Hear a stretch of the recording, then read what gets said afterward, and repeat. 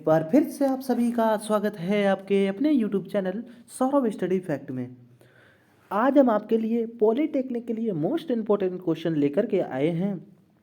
यकीन मानिए साहब, यदि आप इन क्वेश्चनों को सॉल्व करते हैं और इनमें से 2 क्वेश्चनों को आना पक्का तय है और हर बार एग्जाम में पूछे जाते हैं, इसलिए ये परीक्षा के दृष्टिकोण से बहुत ही इम्पोर्टेंट क्वेश्चन है। ठीक है दोस्तों, आज की वीडियो शुरू करने से पहले आज का मोटिवेशन कोड कि रख हौसला वो मंजर भी आएगा, प्यासे के पास चलकर समंदर भी आएगा, थक के ना बैठ ये मंजिल के मुसाफिर, क्योंकि मंजिल भी मिलेगी और मिलने का मज़ा भी आएगा। ठीक है दोस्तों, आज के क्वेश्चनों की तरफ बढ़ते हैं बिना देरी किए। पहला क्वेश्चन पूछा गया है 14xy² इंटू जेड और 21x²yz 28x²y² का महत्तम समावर्तक क्या होगा। दोस्तों, आप सभी जानते हो महत्तम समावर्तक होता क्या है। महत्तम समावर्तक एक ऐसा फैक्टर होता है, महत्तम समावर्तक मतलब हाईएस्ट कॉमन फैक्टर। ठीक है दोस्तों, एक ऐसा फैक्टर होता है जो कि सबसे बड़ा होता है। ठीक है ना दोस्तों, फैक्टर तो बहुत सारे होते हैं, लेकिन इस क्वेश्चन में पूछा गया है महत्तम समावर्तक। ठीक है ना दोस्तों, तो महत्तम समावर्तक का मतलब होता है कि बड़े से बड़ा फैक्टर। ठीक है दोस्तों, तो आप देखेंगे कि इसमें से फैक्टर कैसे निकाला जाएगा सबसे बड़ा।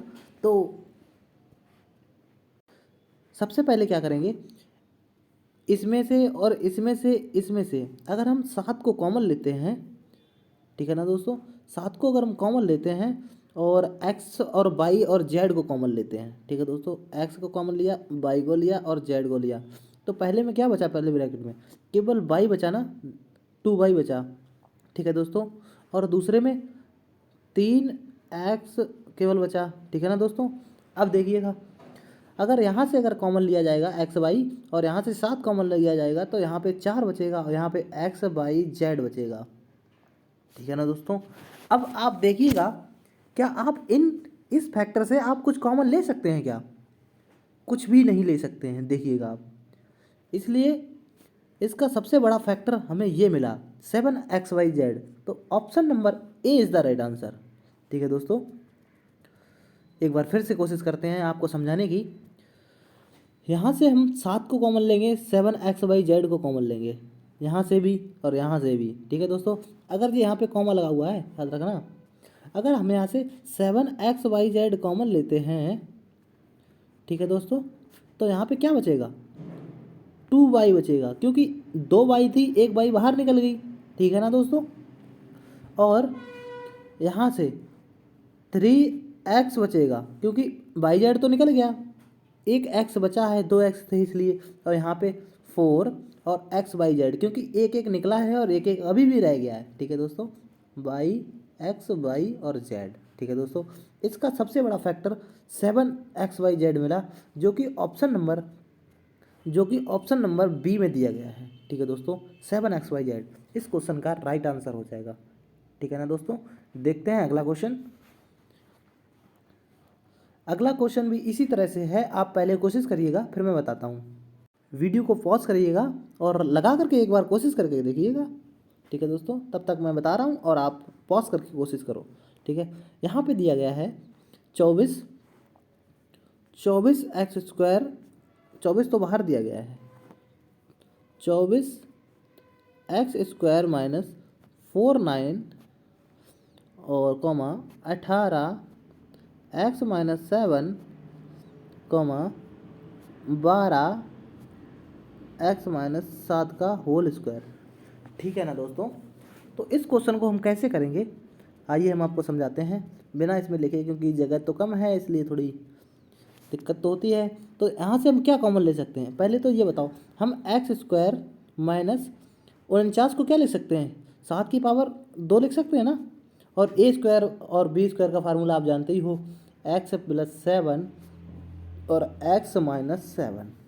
ठीक है ना दोस्तों, इसके फैक्टर ये हो जाएंगे, तो x माइनस 7 यहाँ से मिल जाएगा, यहाँ से मिल जाएगा और यहाँ से भी मिल जाएगा। ठीक है ना दोस्तों, और यहाँ से क्या क्या मिलेगा आप देखिएगा, यहाँ पे मिलेगा 12 दूनी 24, 6 यहाँ से कॉमन मिलेगा, छः छः, ठीक है ना दोस्तों। तो हम अगर यहाँ से कॉमन लेते हैं, यहाँ से हमने कॉमन लिया 6 और x माइनस 7, यहाँ से फैक्टर किया तब हमें मिला है x माइनस 7, ठीक है ना दोस्तों। और इसके बाद तो यहाँ पे क्या बचा, एक पहले में बचा x प्लस 7, केवल एक बचा, और 6 18 बाहर भी बचा है, 6 18 6 24 4 x प्लस 7 बचा है, ठीक है ना दोस्तों। और अगले फैक्टर में क्या बचा है, 3, केवल 3 बचा है, क्योंकि 7 माइनस एक्स तो हमने कॉमन ले लिया। और इसमें क्या बचा है, यहाँ पे बचा 2x माइनस 7, क्योंकि होल पावर में है तो एक तो निकल गया x माइनस 7, तो एक बचा है, ठीक है दोस्तों। तो इस क्वेश्चन का मासा पूछा गया है महत्तम समावर्तक, तो महत्तम समावर्तक हमारा ये हो जाएगा 6 into x minus 7, option number B, ठीक है ना दोस्तों। ऑप्शन नंबर बी इस क्वेश्चन का बिल्कुल सही जवाब हो जाएगा, ठीक है दोस्तों। और देखते हैं अगला क्वेश्चन। अगला क्वेश्चन पूछा गया है, कह रहा है क्वेश्चन कि x माइनस 1/x बराबर 2, तो एक्स स्क्वायर प्लस 1/x² का मान क्या होगा। ऐसे क्वेश्चन बहुत ही आसान होते हैं, लड़के इन क्वेश्चनों को देख के डर जाते हैं, ठीक है दोस्तों। आपको बिल्कुल भी डरना नहीं है। और देखिए यहाँ पे क्या लिखा है, x माइनस 1/x बराबर 2।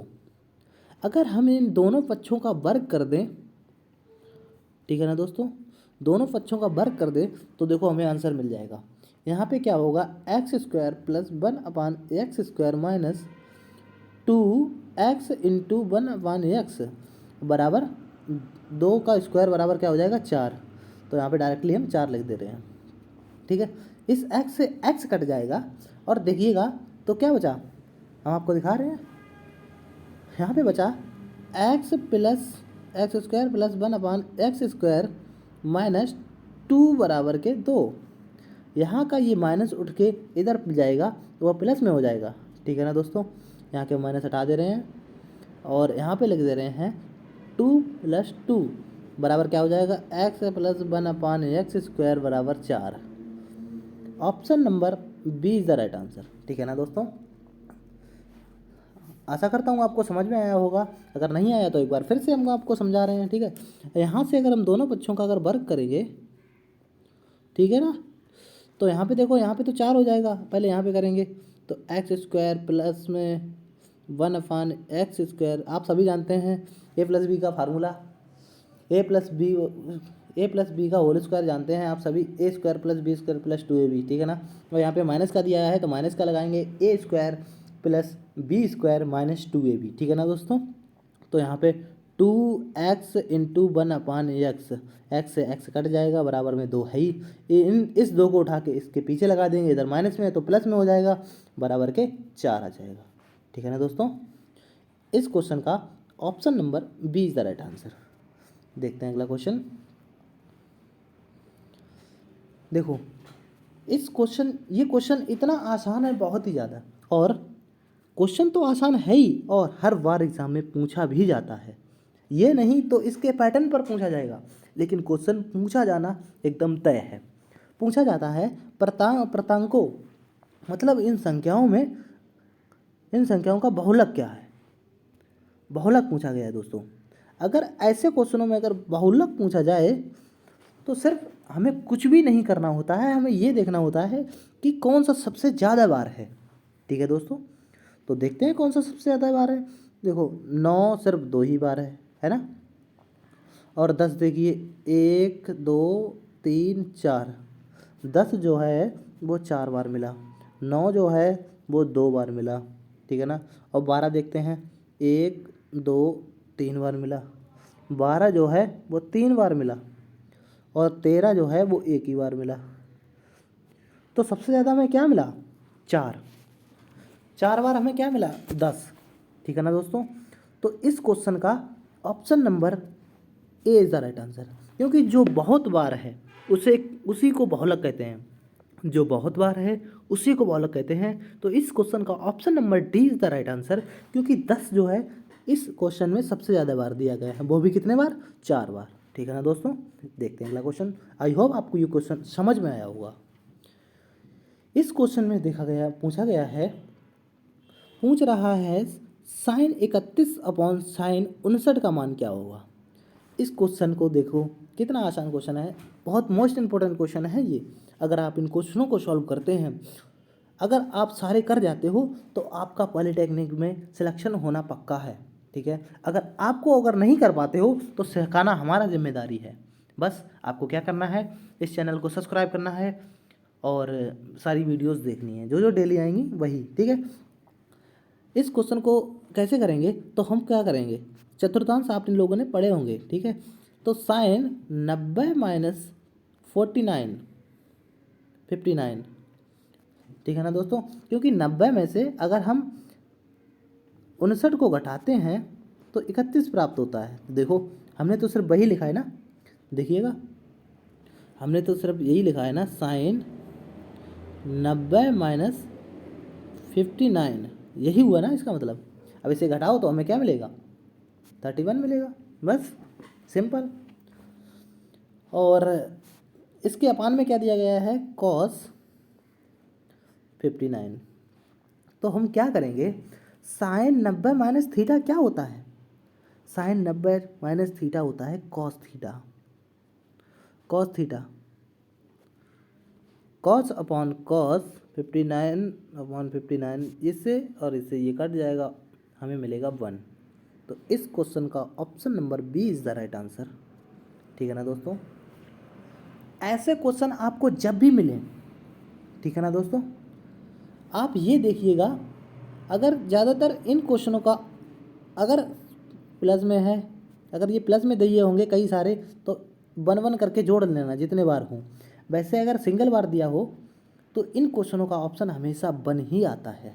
ठीक है ना दोस्तों, क्योंकि या इसे चेंज कर लो, आप इसे भी चेंज करोगे तो साइन 31 हो जाएगा। इसे कैसे घटाएंगे, तो इसे घटाएंगे 90 माइनस 31। ठीक है, तो हमें क्या मिलेगा, साइन 31। इसे घटाना पड़ेगा। ठीक है दोस्तों, नहीं वो आप समझ लीजिएगा, बस हो जाएगा।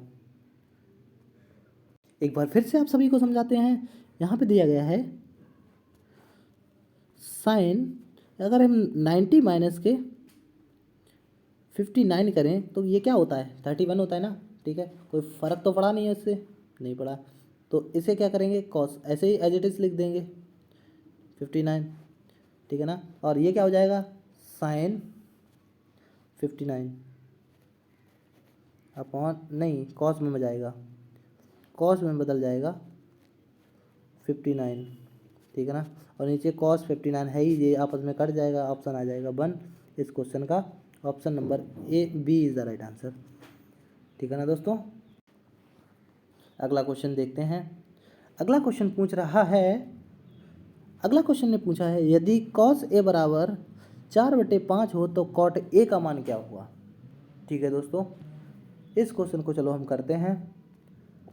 आपको जब जब ऐसा क्वेश्चन देखने को मिले, ठीक है ना, अगर आपको जब जब ऐसा क्वेश्चन देखने को मिले तो आप क्या करेंगे, आप सबसे पहले एक राइट एंगल ट्रायंगल बनाएंगे।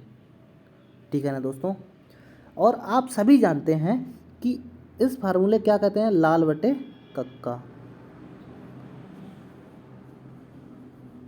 ठीक है ना दोस्तों, कॉस क्या होता है, आधार बटे कर्ण।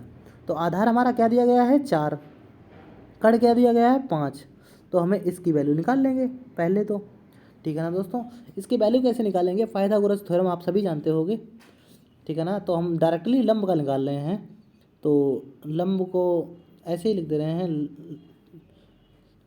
लंब का ऐसे निकालेंगे, 5 का होल स्क्वायर, कर्ण का होल स्क्वायर माइनस बेस का होल स्क्वायर।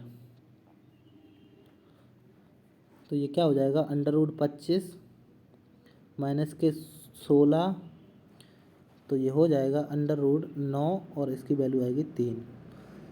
ठीक है दोस्तों, तो हमने एक राइट एंगल ट्रायंगल बनाया, ठीक है ना दोस्तों, तो 5, 4 और ये तो आया 3। ठीक है ना दोस्तों, अब हमें पूछा गया है कॉट ए, और आप सभी जानते हैं कि लाल बटे कक्का होता है। एक ट्रिक है ये याद करने की, आप सभी ने पहले पढ़ा होगा। ठीक है ना दोस्तों, एक बार हम फिर भी लिख दे रहे हैं, आपको अगर ना याद हो तो कर लो। ठीक है ना, तो इसमें क्या पूछा गया है, कॉट ए की वैल्यू। कॉट ए बराबर क्या होता है, आधार बटे लंब। आधार बटे लंब आप सभी इसका यूज करना जानते होंगे, ऐसा मैं दावा करता हूँ, क्योंकि आप लोग कम से कम मिनिमम तो 10 तो कर ही चुके होंगे, ठीक है ना दोस्तों। तो आधार क्या है, 4 है, ठीक है ना। आधार कितना है, 4 है, और लंब कितना है, लंब है 3। तो 4/3 इस क्वेश्चन का सही जवाब होगा, ठीक है ना दोस्तों। 4/3 इस क्वेश्चन का सही जवाब, option number B is the right answer in this question, ठीक है दोस्तों। देखते हैं अगला क्वेश्चन। अगला क्वेश्चन देखिएगा, अगला क्वेश्चन मोस्ट इंपॉर्टेंट है। इसमें दिया गया है कि चित्र में वृत्त ओ का केंद्र है, ओ वृत्त का केंद्र है तथा त्रिज्या ओ ए बराबर 5 सेंटीमीटर है, और केंद्र ओ से जीवा जीवा पर खींचा गया लंब है, अर्थात केंद्र से जीवा की दूरी ओ सी बराबर 4 सेंटीमीटर है, तो जीवा की ए बी की लंबाई बताइए। ऐसे क्वेश्चनों को आप देख के डरिए ना कि आप देखते हो कि इतना बड़ा है मेरे से नहीं हो पाएगा, तो ऐसा कुछ भी नहीं है, आप सब कर सकते हो। इस क्वेश्चन में क्या पूछा गया है, सिर्फ ए बी पूछा गया है, और ए बी मतलब ये पूछा गया है यहाँ से यहाँ तक की दूरी, ठीक है ना दोस्तों।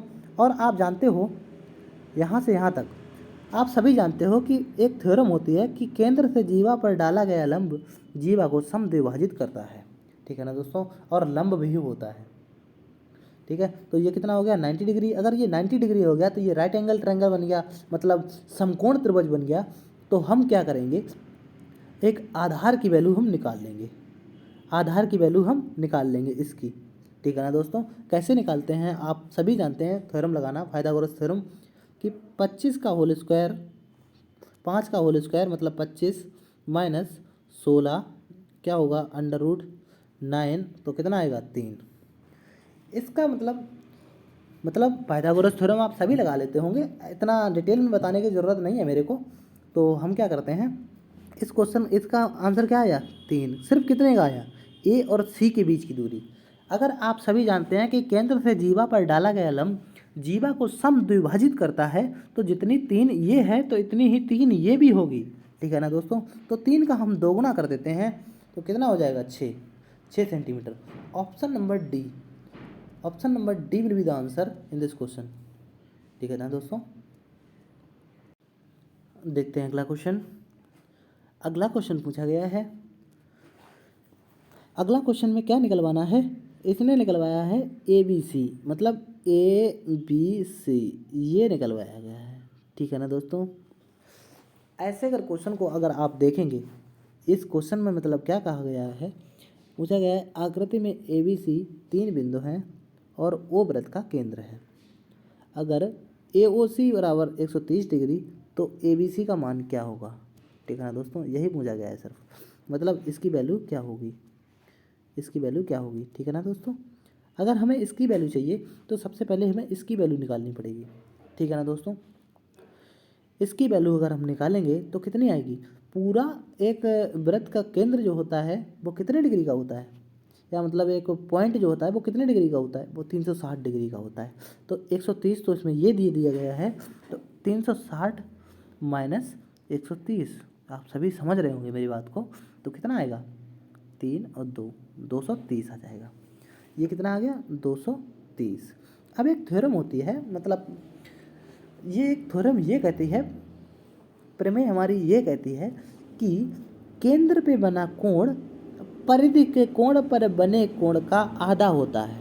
इस थ्योरम को आप याद रखेंगे कि 300 मतलब 230 बराबर, मतलब 300 का आधा जो है वो ये होगा, ठीक है ना दोस्तों। तो हम इसे क्या करेंगे, 2 से भाग दे देंगे, तो 2 एकम 2 और ये आ जाएगा 15, 115 जो है इसका मान होगा, ठीक है ना दोस्तों। इस क्वेश्चन का ऑप्शन नंबर क्या है, 115, option number C is the right answer.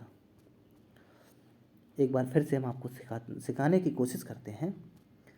Question में पूछा गया है, ये वैल्यू पूछी जा रही है, तो सबसे पहले हम क्या करेंगे, ये वाली हम वैल्यू निकालेंगे, ठीक है ना।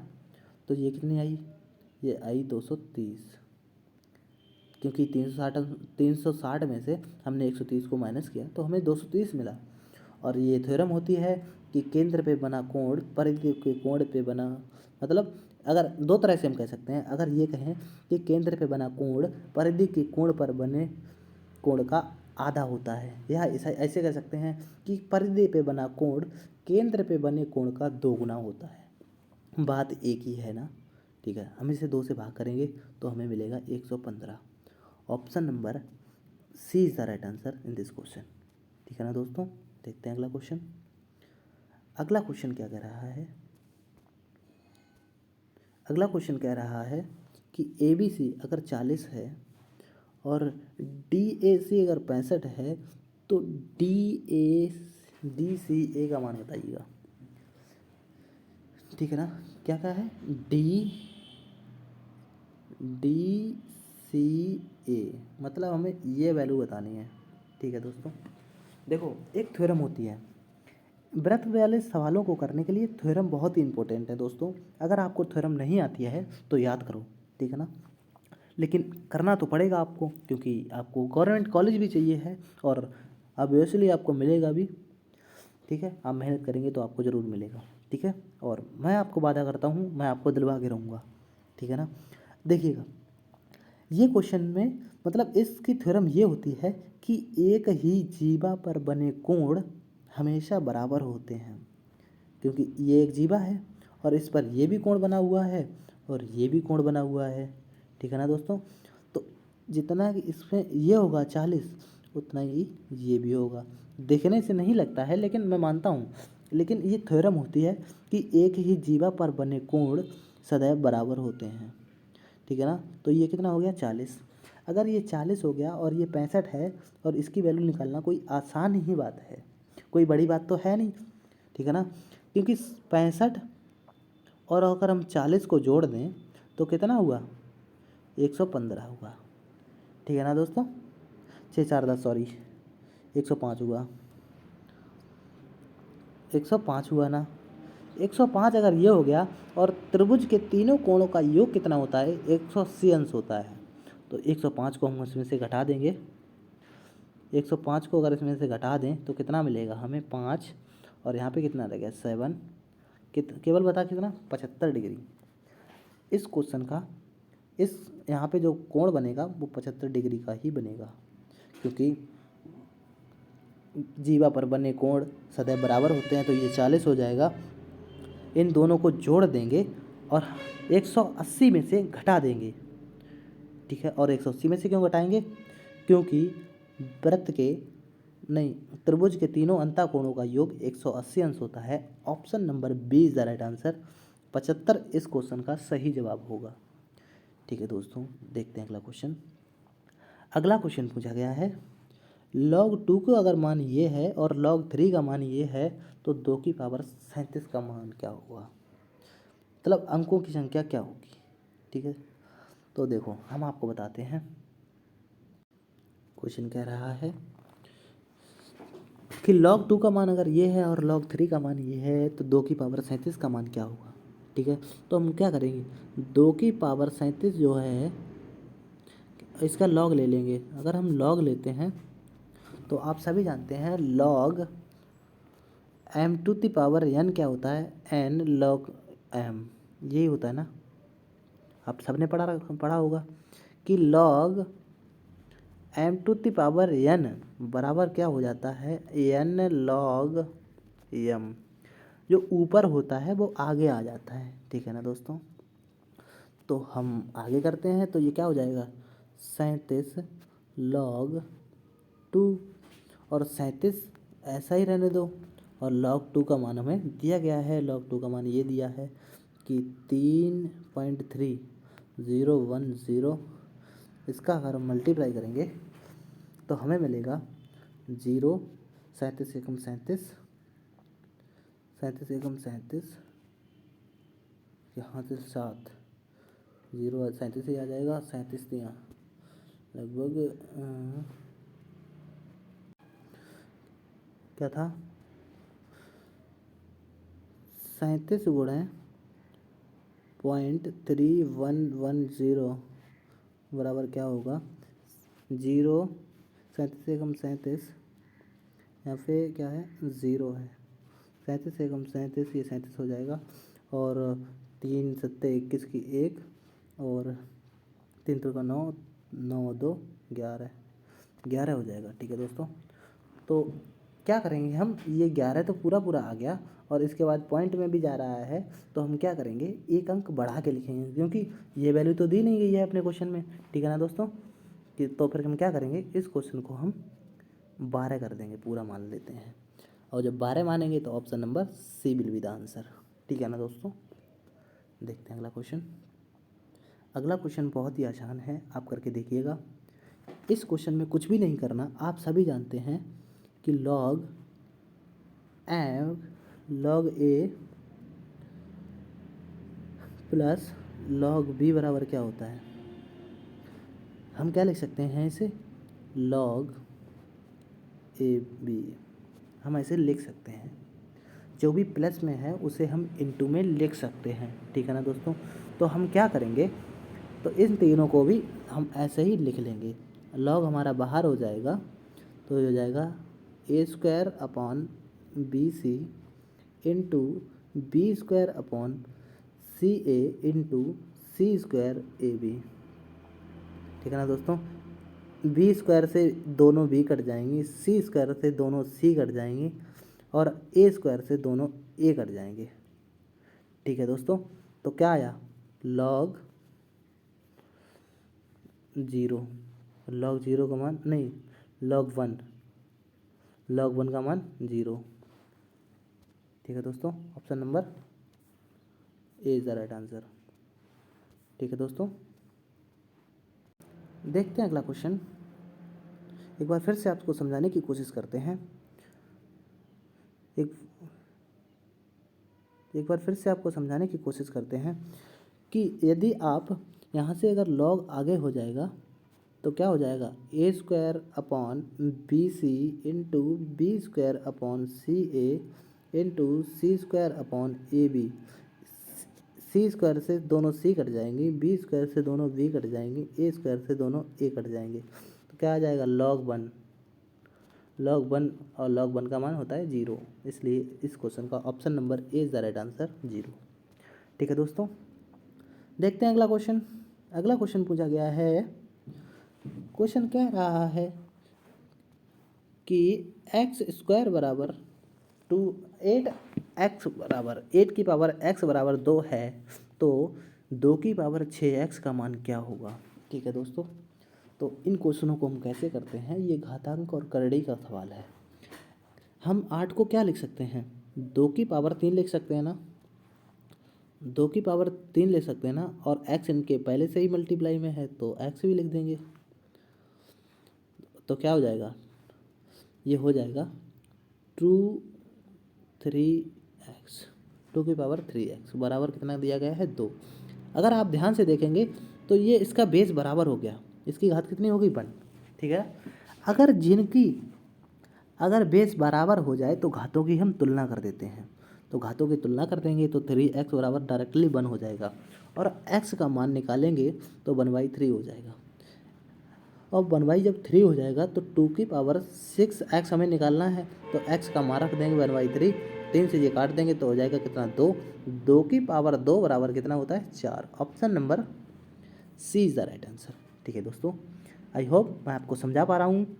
एक बार फिर से ये देखते हैं क्वेश्चन। देखो, हम 8 को क्या लिख सकते हैं, 2 की पावर 3 लिख सकते हैं ना, 3x, और बराबर 2 दिया गया है।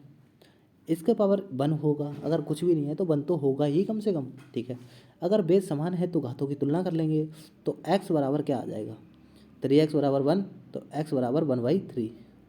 इसका मान हमें निकालना है 6 इंटू 1/3, 3 से ये काट देंगे तो हो जाएगा 3 दूनी 6, तो क्या हो जाएगा, 2 की पावर 2 बराबर 4। Option number C is the right answer.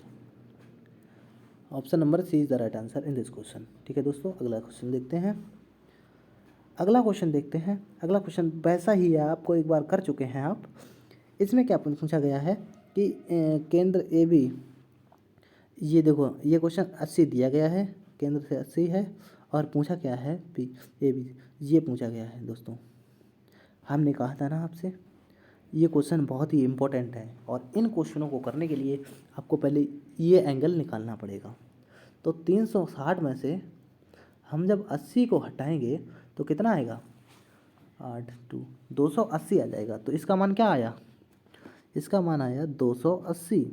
और 280 को हम जब 2 से आधा करेंगे मतलब 2 से काटेंगे, क्योंकि ये आधा होता है कि मैंने आपको बताया था कि केंद्र पर बना कोण परिधि के कोण पर बना कोण का आधा होता है। ठीक है, तो आधा कर देंगे तो क्या हो जाएगा 140। 280 को जब हम करेंगे 2 से जब ये काटेंगे तो 2 एकम 2, 2 चक्कू 8 और 0 140। 140 किस ऑप्शन में दिया गया है, option number B. Option number B is the right answer. ठीक है दोस्तों, देखते हैं अगला क्वेश्चन। बस याद इतने ही क्वेश्चन हैं। ठीक है दोस्तों, हमने आपको शायद 13 क्वेश्चन आज डिस्कस कराया।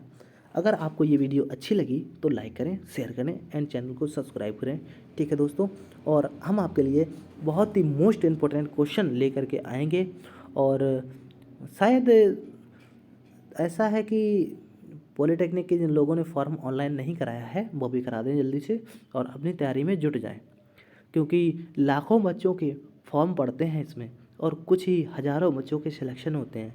लेकिन दोस्तों मैं ये वादा करता हूँ तुमसे, तुम्हारा सिलेक्शन होना पक्का है, क्योंकि मैं तुम्हारा सिलेक्शन कराऊँगा। बस आपका ये दायित्व है कि आप डेली डेली हमारी वीडियोस देखना और डेली डेली प्रैक्टिस करना, अपने हाथ से लगाना। अगर आपको पीडीएफ चाहिए तो हमें कमेंट में बताना, हम आपको पीडीएफ भी देंगे। ठीक है दोस्तों, आज के लिए बस इतना ही। मिलते हैं किसी नेक्स्ट वीडियो में, तब तक के लिए जय हिंद जय भारत।